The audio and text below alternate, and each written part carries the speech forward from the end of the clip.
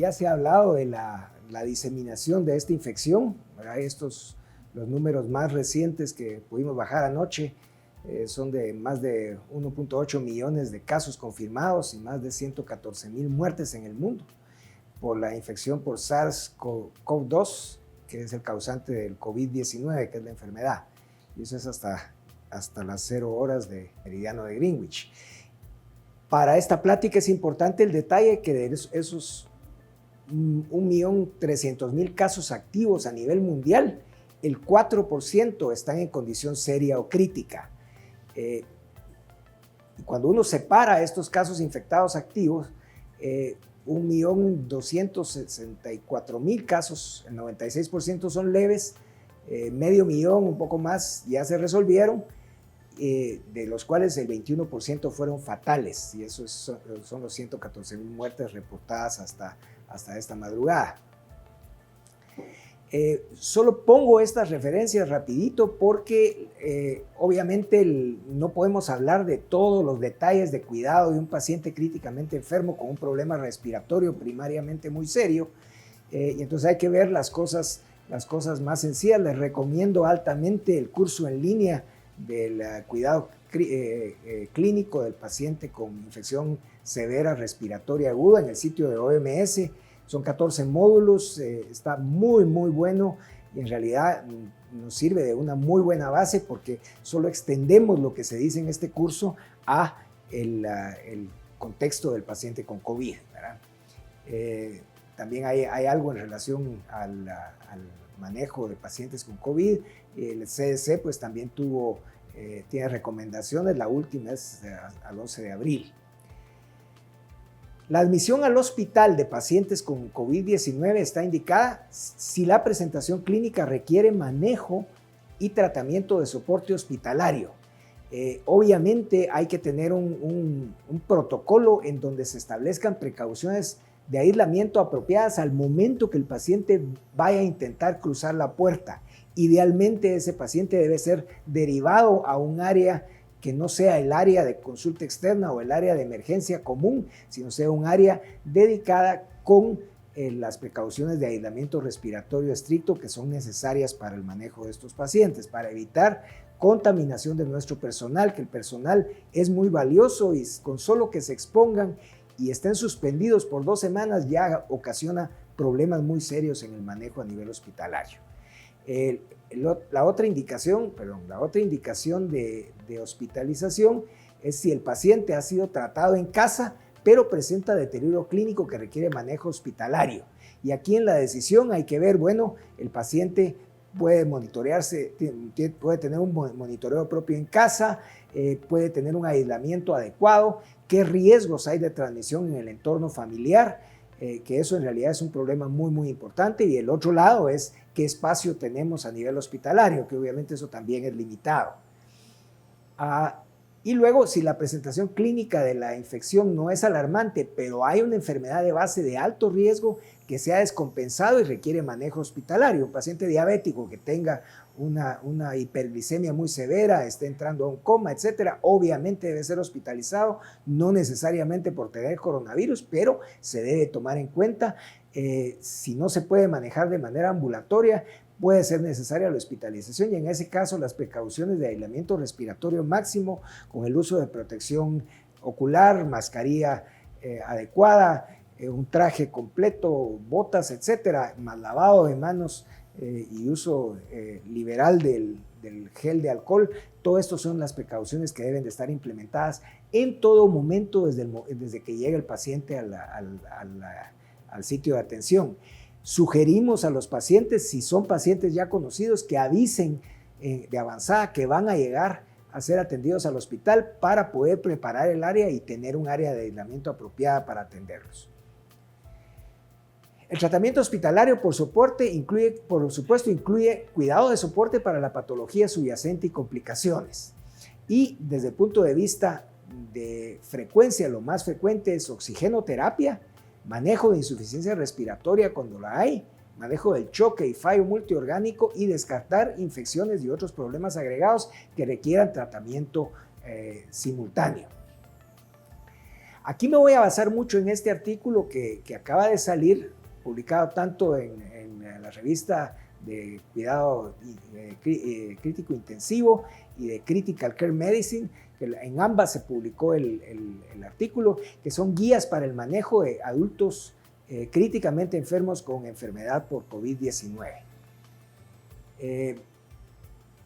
Este artículo es un artículo de consenso donde se juntaron una serie grande de expertos y evaluaron la evidencia que hay tanto desde el punto de vista de manejo de pacientes con COVID-19 como otros coronavirus como SARS, MERS y otros en cuanto a lo que pueda ser aplicable. En base a esto se hicieron unas recomendaciones preliminares, eso pasó por un panel, se hicieron recomendaciones finales que fueron reevaluadas y cuando se llegó al consenso, estas fueron publicadas, que es el artículo que les recomiendo. Este se puede obtener por internet, tiene acceso libre y vamos a sumarizarlo rápidamente. Las recomendaciones en este estudio están trabajadas en base al sistema GRADE, en donde se hacen al final 54 afirmaciones en cuanto a manejo del paciente que requiere cuidado crítico con coronavirus y las clasifican como mejores prácticas en 4 casos, 9 recomendaciones fuertes, 35 recomendaciones débiles y 6 tópicos en donde no hay recomendación. Y vamos a pasarlos rápidamente porque, de nuevo, es tomar el cuidado que ya seguimos en pacientes críticos para cualquier etiología y aplicarlo a pacientes que tienen COVID-19. Y esto quiere decir, vamos a evaluar control de infecciones, pruebas y muestras de laboratorio, soporte hemodinámico, soporte respiratorio y el tratamiento. En cuanto al control de infecciones en COVID-19, tal vez lo más importante es tener cuidado. Primero, todos los pacientes van a requerir precauciones de aislamiento general, usando una mascarilla quirúrgica normal, más cobertura de ojos, que puede ser lentes o puede ser un escudo facial, más bata y guantes y botas, etc. En el caso que se lleguen a realizar procedimientos que generan aerosoles, debe de utilizarse ahí normativamente una mascarilla N95, FFP2 o similar, con diferentes estándares porque dicen lo mismo, o respirador N95 en adición al resto del equipo de protección. Y esto es una mejor práctica. Esto es algo que sí es absoluto, porque el riesgo de adquirir coronavirus para el personal que está alrededor del paciente que está teniendo aerosoles es muy alto. Y eso incluye la intubación endotraqueal, broncoscopía, succión abierta, tratamiento por nebulizaciones. Las nebulizaciones son muy importantes porque es bien frecuente hacerlas. La ventilación manual antes de intubación, cambio a posición prona, desconexión del ventilador, ventilación con presión positiva no invasiva, traqueostomía o reanimación cardiopulmonar. En todas esas instancias, todo el personal que esté en el área donde está el paciente debe estar usando una mascarilla N95. Idealmente, una mejor práctica también, estos procedimientos que generan aerosoles deben de realizarse en una habitación con presión negativa, no deben hacerse en un área abierta, porque eso genera mucho riesgo para el personal. Y los procedimientos, pues ya los mencionamos, se incluye también el uso de sistemas de oxígeno de alto flujo, que nos evitan a veces tener que intubar a un paciente, pero al mismo tiempo representan un riesgo mayor en cuanto a adquisición de enfermedad de parte de todas las personas que están alrededor de la atención al paciente. Pacientes que requieren intubación endotraqueal, se recomienda que esta la haga el trabajador de salud con mayor experiencia en el procedimiento, anestesiólogo, intensivista, etcétera, para minimizar el número de intentos y riesgo de transmisión. Eso es una mejor práctica también, es algo absoluto que debiera uno de tratar de hacer. Para reanimación aguda de pacientes con COVID-19 y choque, se recomienda no utilizar expansores de plasma, hidroxietilalmidones. Eso es una recomendación fuerte. Agregan al costo, agregan complicaciones, no mejoran el resultado del manejo del paciente. En caso de utilizar cristaloides, que es lo que se recomienda, uno debiera usar cristaloides y no coloides, prefiriendo cristaloides balanceados o tamponados, no utilizando gelatinas, dextranos o albúmina de manera rutinaria. Esto incrementa el riesgo de complicaciones el estar usando estas otras cosas, ¿verdad? Se recomienda, si está disponible, no utilizar dopamina, sino norepinefrina como el vasopresor de elección. Y la razón es que la dopamina nos incrementa el riesgo de arritmias.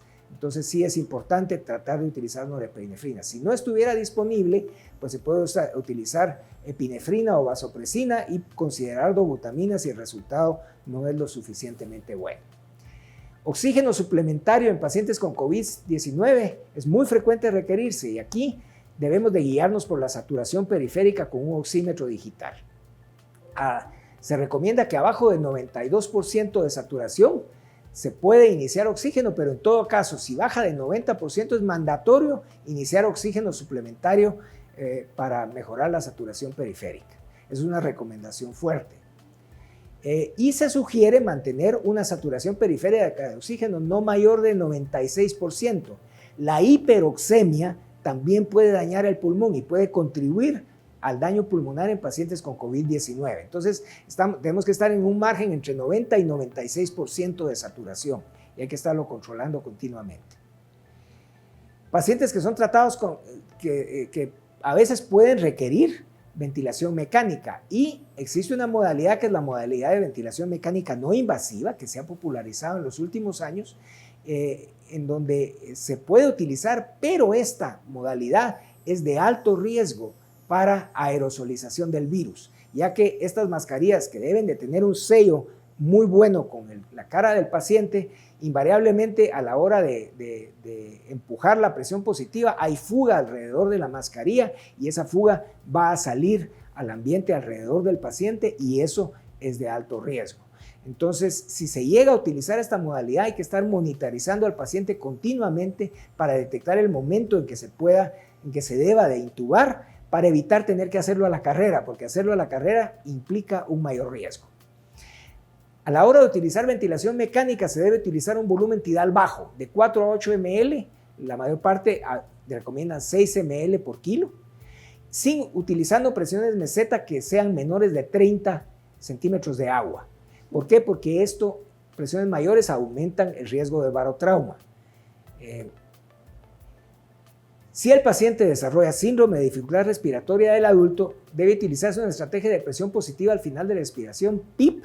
Se recomienda alto, de preferencia a PIP bajo. ¿Y alto qué queremos decir? Que si subimos de 30% de oxígeno, empecemos a utilizar PIP de alrededor de 10 a 12 centímetros de agua y vayamos aumentando el PIP junto con el incremento en el oxígeno para evitar hiperoxemia y daño por radicales a nivel pulmonar.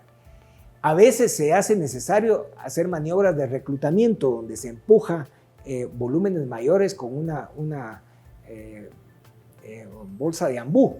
Hay que tener cuidado con esto porque si utilizamos una presión positiva muy grande, esto nos va a incrementar la presión muy por encima de lo recomendable, favoreciendo mayor daño en las áreas del pulmón que todavía están bien, en donde los alvéolos están distendidos. Por supuesto, vamos a mejorar un poco la oxigenación en los alvéolos que están colapsados, pero tenemos que tener un balance tal que no dañemos los alvéolos que están bien por una maniobra muy agresiva.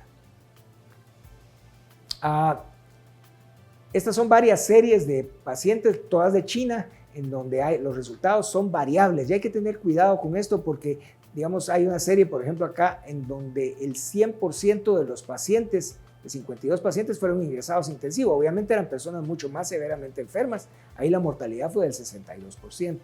En otras series, pues la cantidad de pacientes que pararon en intensivo fue la tercera o cuarta parte y la mortalidad, por supuesto, fue menor. Una cosa que recomiendan también bastante es pronar al paciente tempranamente, esto es ponerlo boca abajo.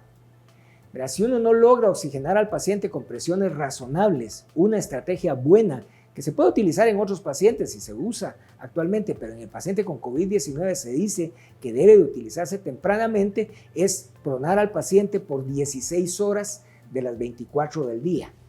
Eso nos mejora la perfusión del pulmón que está abajo, que es el pulmón que está en la parte anterior anterior del tórax, ¿verdad? La parte que le queda a uno adelante. Y entonces eso mejora la oxigenación también y los resultados van a ser mejores.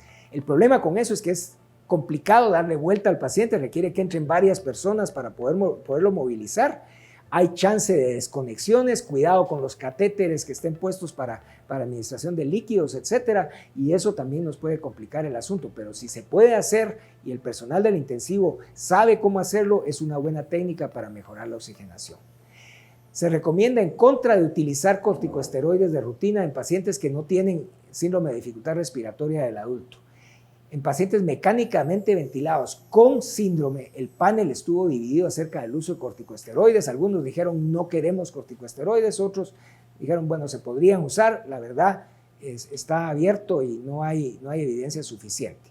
Antimicrobianos para infecciones agregadas solo si la hay, pero hay que evaluar diariamente la descontinuación de los mismos para evitar el abuso de antibióticos. Paracetamol debe usarse para control de temperatura. No se deben utilizar inmunoglobulinas intravenosas estándar. El costo de la inmunoglobulina intravenosa es altísimo y no mejora los resultados del paciente. Uso de suero convaleciente, lopinavir, ritonavir, solo en el contexto de una investigación controlada, porque la verdad no hay evidencia de que funcionen y la evidencia es insuficiente para el uso de otros antivirales, interferón, cloroquina o hidroxicloroquina y el uso de tocilizumab. Algunas de estas cosas, por supuesto, se han popularizado, pero la evidencia es cero. Pueden dar problemas de toxicidad hepática sobre todo, y la verdad que no hay una justificación ahorita. Así que lo mejor, prevenir, quedémonos en casa.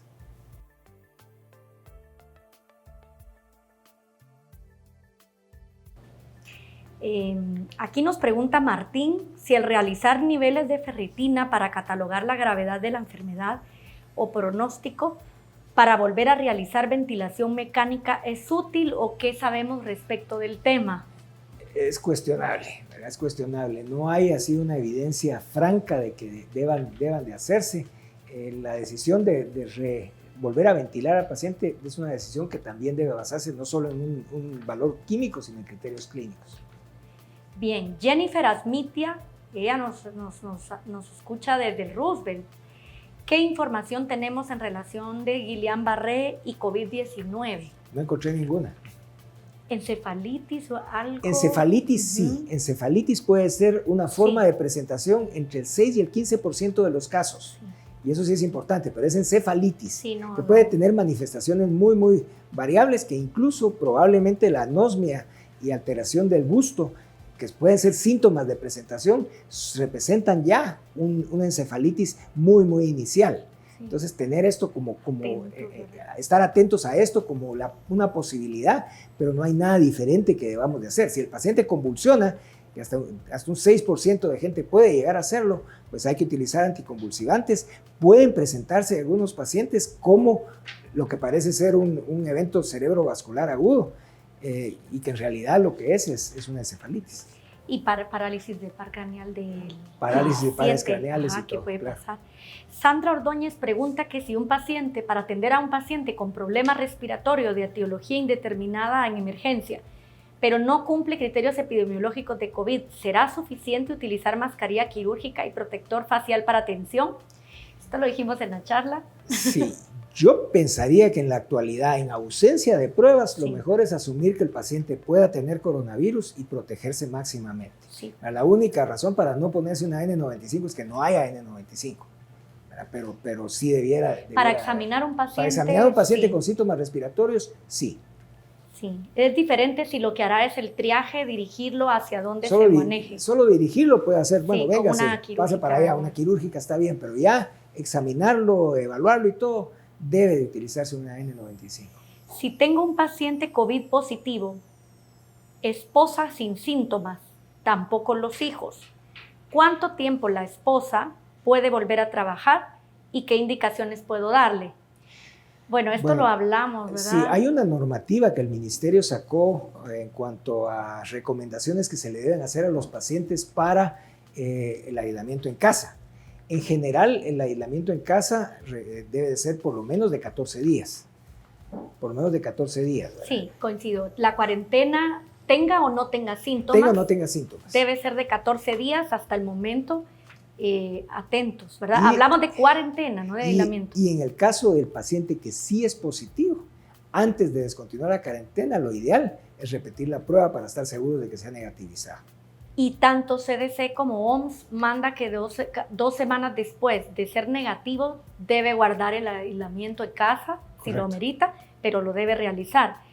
Alguien pregunta acá de la ivermectina, estudios in vitro leí, si quiere comentar algo, doctor. Sí, ivermectina lo que hay es alguna evidencia de que tiene un efecto de parar la replicación del virus, pero no existe experiencia clínica todavía. In vitro, ajá. Es puramente una observación en cuanto a parar la replicación del virus. Alguien pregunta en relación a lo que dijimos, Pineda. Atendí a una persona sospechosa confirmada del COVID y sí utilicé el equipo de protección personal. Soy caso sospechoso, tengo que ir a cuarentena. Esto que es lo que dije yo en la charla. Si utilizó correctamente el equipo de protección personal, no es caso sospechoso si no tiene síntomas. Si tiene síntomas respiratorios y atendió un caso confirmado, tiene que llamar al número de teléfono que es el 1517 y hay que detallar bien cómo fue la utilización de ese equipo de protección. ¿Cómo puedo encontrar la gasometría de un paciente con COVID-19 y nuestras metas de gasometría? Pregunta Kilan Castellanos. Bueno, las metas de gasometría idealmente deben de ser tener gases arteriales en rangos normales, pero en realidad lo que más importa es la oxigenación. En algunos casos de pacientes con infiltrados pulmonares severos, síndrome de dificultad respiratoria, puede uno permitirse tener una hipercapnia permisiva mientras logre mantener la oxigenación adecuadamente, ¿verdad? Es decir, la acidosis y todo se puede manejar y dar chance que se mejore el resto del pulmón. A veces no es posible tener todos los gases normales, pero sí lo crítico es la oxigenación. Sí, arriba de 90, ¿verdad? Se habla mucho 92, 96, pero 90 es un punto muy... No, sí, no debiera bajar de 90. No debiera bajar de 90. Pregunta alguien sobre las lesiones cutáneas y la información, una pregunta muy interesante. Sí, lesiones cutáneas se han descrito, son muy parecidas a las lesiones cutáneas de dengue, un rash macular de tamaño variable, pueden ser pequeñas placas confluentes, no parecen tanto ronchas, son más como lesiones maculares, de bordes un poco irregulares, o placas, ¿verdad? Pero sí están descritas y debe de tenerse un alto índice de sospecha también. La tomografía axial computarizada de tórax no es el método de elección para sospechar la lesión pulmonar por COVID-19. Lo dijimos, ya casi un 70% de hallazgos de anormalidad en una radiografía. Sí, digamos, la tomografía tiene mucha más sensibilidad que la radiografía de tórax. La radiografía de tórax puede aún verse normal y ya tener infiltrados característicos de COVID-19. No necesariamente el tener infiltrados requiere ventilación mecánica y hay que tener cuidado también. Le sirve a uno para el diagnóstico, pero la decisión de ventilación ya tiene que ver más con la situación clínica de cómo está su oxigenación, presión arterial, etc. Y de hecho estar atentos porque el patrón de vidrio despulido y el patrón parchoso no siempre es bilateral, que es lo que uno espera. También considerarlo si clínicamente indicado.